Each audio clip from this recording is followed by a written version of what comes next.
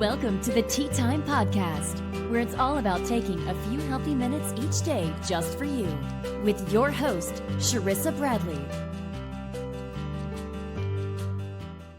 Hello, and welcome back to another episode for the Tea Time Podcast. My name is Sharissa Bradley, and I am so excited that you are here. We are just wrapping up the Journey Back to Health series. We are on chapter 17, and we're talking about peer pressure. And we just have 2 more chapters left to cover. I want to thank you so much for being here. If you've been here since the beginning of the journey, or if you've been re-listening to this, I just want to say thank you so much for all your support and encouragement. And I hope that this has been encouraging you for your journey as well. Today, we're talking all about peer pressure.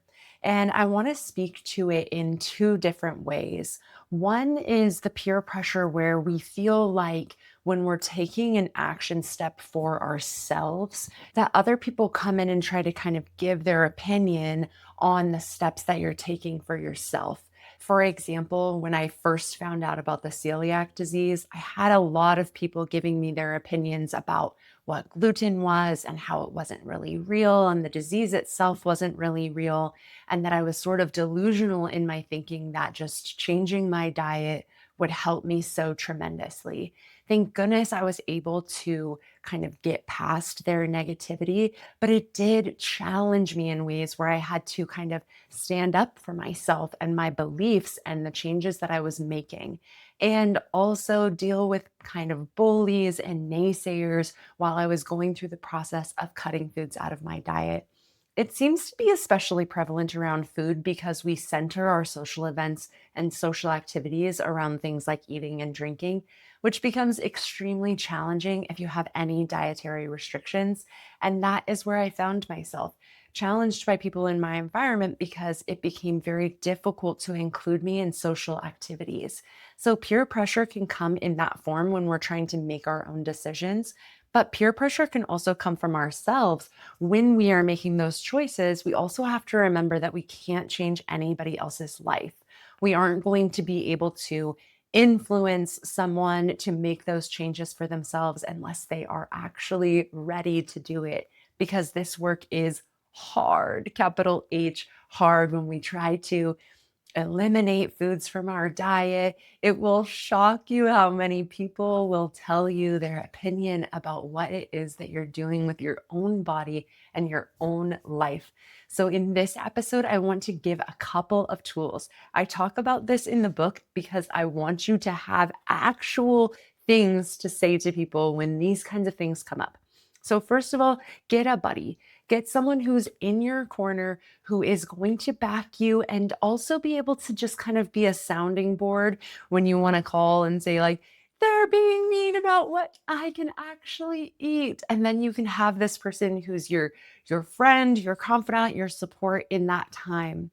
You can also start giving your brain cues that you want to change. You can start telling yourself, this is how I am going to be now. Instead of this wishy-washy thinking of like, maybe I'm going to start this diet. Maybe I'm going to start this exercise routine. Maybe I'm going to start implementing a reading and journaling practice.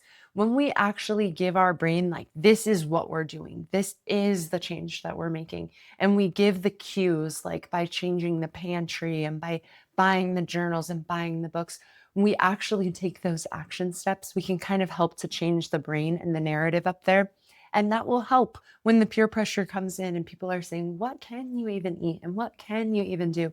You can kind of have it in your mind and know like the brain is going to be on your side when it comes to making these changes.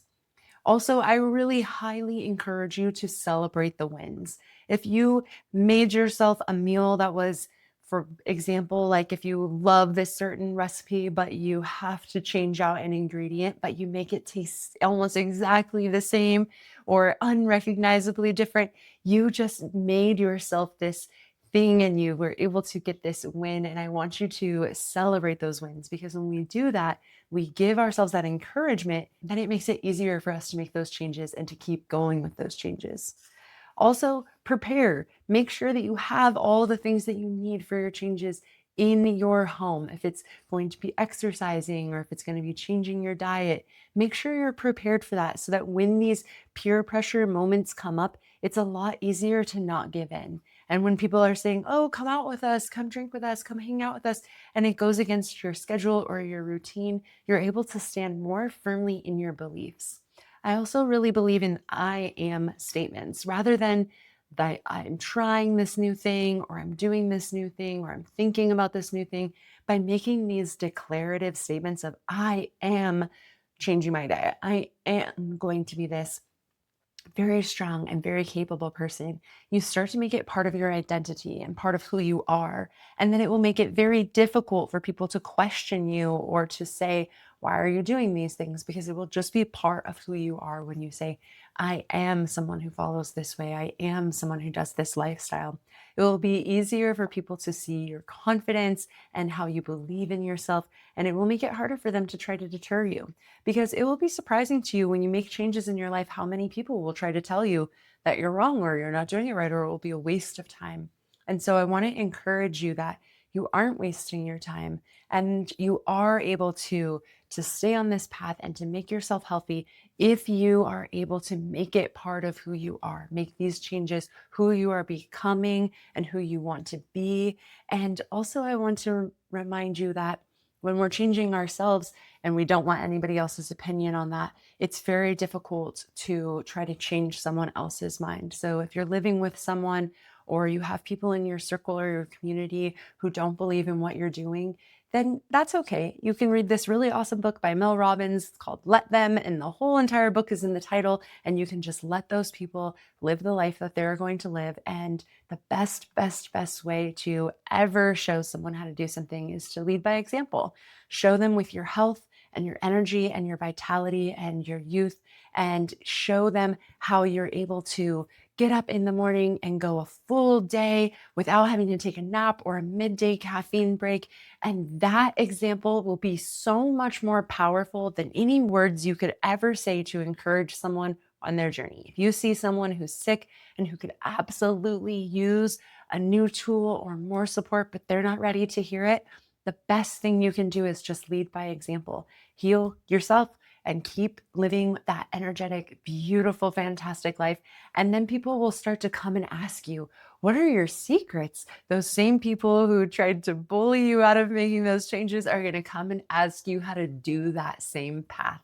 So if you can kind of hold fast, hold steady, and do your changes and make your changes for yourself and make yourself feel better, they won't be able to help that magnanimous energy that comes from you when you feel your best and when you look your best and when you really have that energy, that those same people who were telling you, those same naysayers, those same peer pressure people who are trying to get you to change your ways or come out with them, they're going to be the exact ones who are asking you what your secrets are and what tools you've picked up along the way, because they're going to want that energy too. So I want to encourage you to keep going on your journey, lead by example, and help to change your community just by becoming the best version of yourself.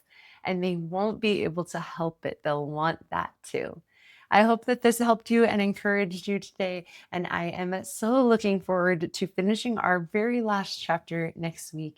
And we just have 2 more episodes of this series. Thank you for being here, and I'll see you soon. Bye. Thank you for spending your tea time with us. Be sure to subscribe so you never miss an episode.